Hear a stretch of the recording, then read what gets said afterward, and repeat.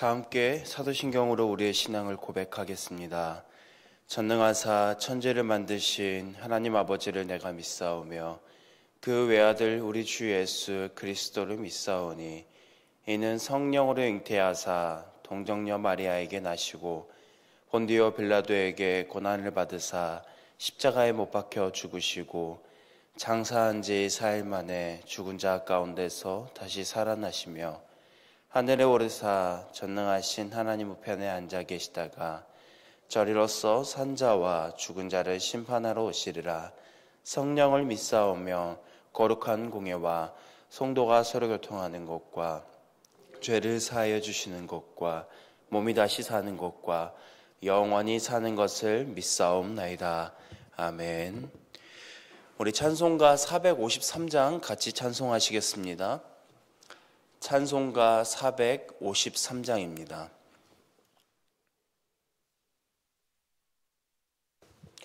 우리 같이 찬송하시겠습니다. 예수도 알기 원하네 크고도 넓은 은혜와 대속해 주신 사랑을 간절히 알기 원하네 내 평생의 소원 내 평생의 소원 대속해 주신 사랑을 간절히 알기 원하네 성령이 스승되셔서 진리를 가르치시고 거룩한 뜻을 깨달아 예수를 알게 하소서 내 평생의 소원 내 평생의 소원 대속해 주신 사랑을 간절히 알기 원하네 성령의 감화 받아서 하나님 말씀 배우니 그 말씀 안절안절히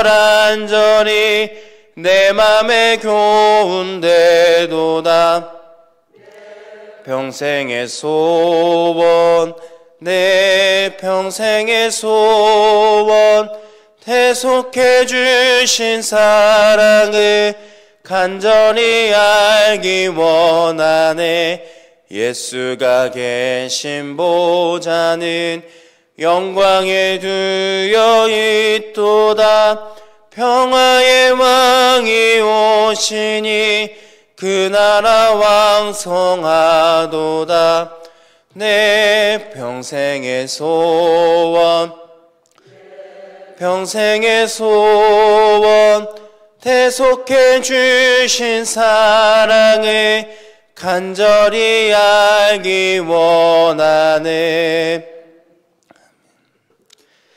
사랑과 은혜가 풍성하신 아버지 하나님 오늘도 저희에게 새날을 허락하시니 감사드립니다. 오늘 하루 하나님의 말씀을 교훈 삼아 순종하며 살아가는 저희 모두가 되게 하여 주시옵소서. 하나님의 말씀을 듣습니다. 저희에게 듣는 마음과 깨닫는 지혜를 주셔서 그 뜻을 깊이 이해하고 행동하며 믿음의 삶을 살아갈 수 있도록 인도하여 주시옵소서. 오늘 특별히 하나님께 예물 드린 가정이 있습니다. 하나님께서 하나님께 드리는 예물 드리는 이 가정의 손길을 기억하여 주시고 정말 하나님의 은혜와 복이 날마다 넘칠 수 있는 은혜를 더하여 주시옵소서. 지금도 살아계셔서 역사하시는 예수님의 이름으로 기도합니다. 아멘. 하나님의 말씀 누가복음 9장 28절에서부터 36절 말씀입니다. 하나님의 말씀 누가복음 9장 28절에서부터 36절 말씀입니다. 우리 한 절씩 교독하겠습니다.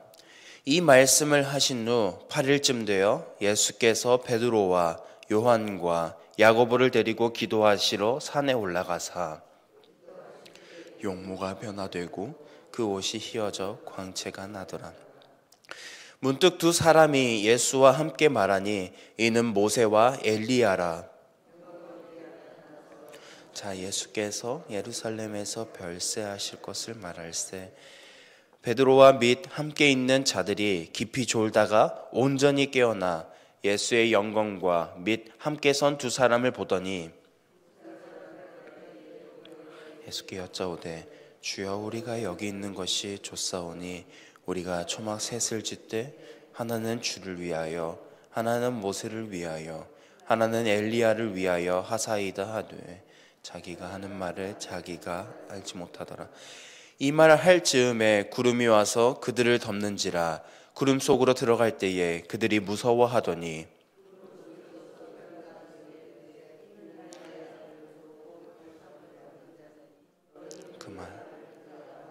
같이 읽겠습니다. 소리가 그침에 오직 예수만 보이더라.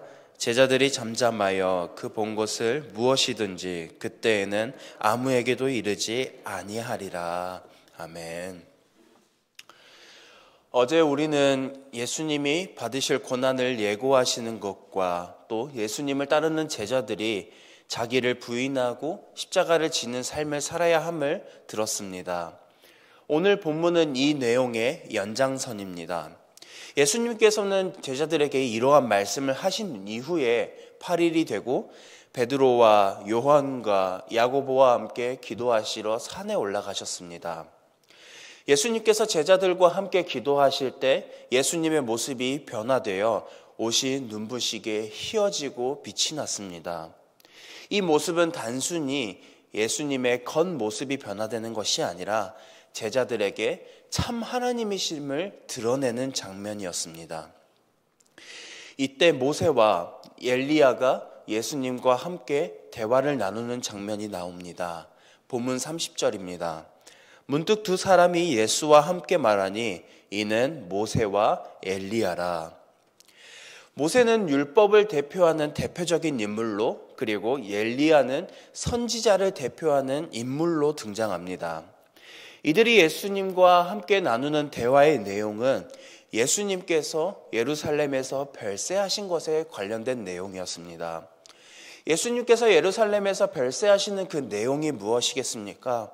어제 저희가 함께 듣기도 했고 나누기도 했던 예수님이 그곳에서 받으실 고난, 대제사장과 서기관들에게 버림받으시고 그리고 고난받으시고 죽임당할 것을, 그리고 다시 부활하실 것에 대한 내용이었습니다. 하나님의 뜻을 이루시기 위해 고난받고 죽으시고 부활하심에 대한 것이었습니다. 이 장면은 곧 단순히 모세와 엘리야와 예수님이 같이 대화를 나누시면서 앞으로에 대한 사역을 어떻게 받으실 것에 대해서 언급하시는 것이 아니라 구약에서의 율법과 그리고 선지자의 모든 가르침이 결국 신약에 와서 예수 그리스도의 십자가의 사역을 향해 있다는 것을 보여주는 것입니다. 한편 베드로와 요한과 야고보는 졸다가 깨어나 예수님의 영광과 모세와 엘리야를 보았습니다. 베드로는 이 놀라운 광경을 두 눈으로 보고 감격하여서 예수님께 이렇게 말합니다. 예수님, 우리가 여기서 지내는 것이 좋겠습니다. 저희가 초막 셋을 짓겠습니다. 하나는 예수님을 위해서, 그리고 하나는 모세를 위해서, 하나는 엘리야를 위해서 저희가 만들겠습니다. 하지만 베드로는 자기가 이 말을 하면서도 무슨 말을 하는지 모르고 예수님께 말했습니다. 32절을 보면은 베드로가 졸다가 깨어서 이런 말을 했다고 우리는 생각할 수 있을 것입니다. 그러나 자세히 보면은 졸다가 깨어난 게 아니라 졸다가 온전히 깨어났다라고 말합니다. 즉 베드로는 졸다가 비몽사몽해서 예수님께 우리가 이곳에서 지내는 것이 좋을 것 같습니다 라고 말한 게 아니라 맨 정신으로 우리가 이곳에서 지내는 것이 좋을 것 같습니다 라고 말을 하면서 순간적인 감정에 예수님에 대한 영광의 모습을 보며, 그리고 구약에서의 내용으로 들어왔던 모세와 엘리야를 직접 두 눈으로 보는 그 순간적인 감정에 휩싸여서 제대로 된 분별 없이 예수님께 한 말인 것입니다.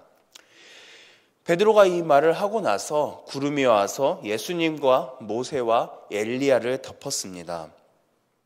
그 모습을 본 제자들은 두려움에 사로잡혔습니다. 그리고 그 구름 속에서 하나님의 음성이 들려왔습니다. 본문 35절 말씀입니다. 구름 속에서 소리가 나서 이르되 이는 나의 아들 곧 택함을 받은 자니 너희는 그의 말을 들으라 하고. 구름은 하나님의 임재를 상징합니다. 과거에 출애굽기 40장을 보면은 하나님의 영광이 구름 가운데 성막을 덮었던 것처럼 그들이 있었던 곳, 예수님과 모세와 엘리야가 있고 그리고 베드로와 요한과 야고보가 있는 그 산에 구름이 임했다는 것, 그 출애굽기 40장의 똑같은 내용의 연장선으로 하나님께서 직접 현현하신 장면인 것입니다. 이 구름은 하나님의 나타나심을 의미합니다. 하나님은 이 자리에 직접 임재하셔서 예수님이 그의 아들임을 그리고 구원자임을 직접 말씀하셨습니다. 그리고 제자들에게 예수님의 말을 들으라고 명령하셨습니다. 여기서 듣는다는 것, 우리가 단순히 소리를 듣는 것이 아니라 예수님의 말씀을 주의 깊게 듣고 이해하며 그 말씀에 순종하는 것을 의미합니다.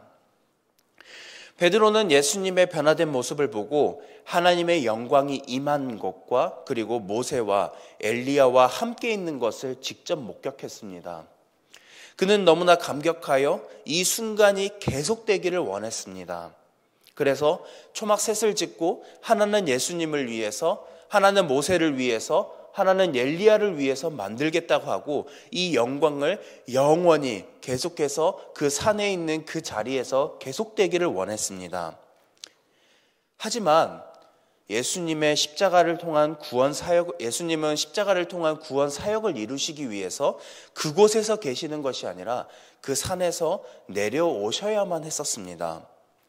하나님은 이렇게 예수님을 잘 알지 못했던 제자들에게 예수님은 구원자이며 하나님의 아들이며 그리고 그분의 말씀을 주의 깊게 듣고 이해하며 그 말씀에 순종하라고 말씀하셨습니다. 오늘 우리는 이 말씀을 통해서 중요한 교훈을 얻을 수 있습니다. 하나님은 우리에게 예수님의 말씀을 주의 깊게 듣고 그리고 그것을 이해하고 순종하기를 원하시는 분이라는 사실입니다. 우리가 예수님의 말씀을 단순히 듣는 것에 그치지 않고 그 뜻을 깊이 이해하고 삶에 적용하는 노력이 필요합니다. 우리가 읽고 들은 말씀, 성령 하나님께 그 말씀을 깨달아 알게 해달라고 기도하는 것도 하나의 방법입니다.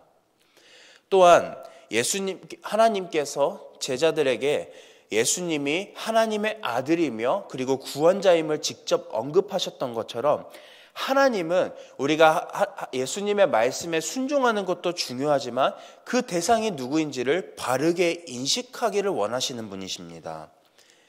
우리가 믿음의 대상을 바르게 인식해야만 하나님의 뜻대로 그리고 그분의 뜻대로 올바른 순종을 하며 살아갈 수 있습니다.